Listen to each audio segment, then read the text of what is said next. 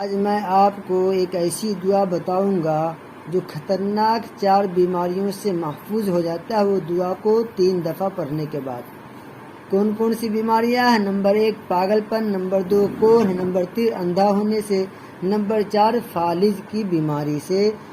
اس دعا کو 1 دفعہ پڑھنے سے انسان محفوظ ہو جاتا ہے۔ دعا کیا ہے؟ ہم پہلے دعا بتا دیتے ہیں۔ سبحان اللہ العظیم وبحمدہ ولا حول ولا قوت الا باللہ۔ چھوٹی سی دعا، ہر ایک کو یاد ہو جائے گی۔ اب آئیے اس دعا کو کب پڑھنا ہے، کتنا دفعہ پڑھنا ہم بتاتے ہیں۔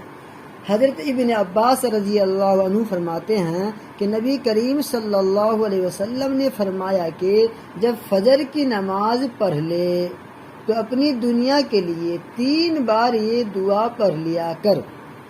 سبحان اللہ العظیم وبحمدہ ولا حول ولا قوت الا باللہ۔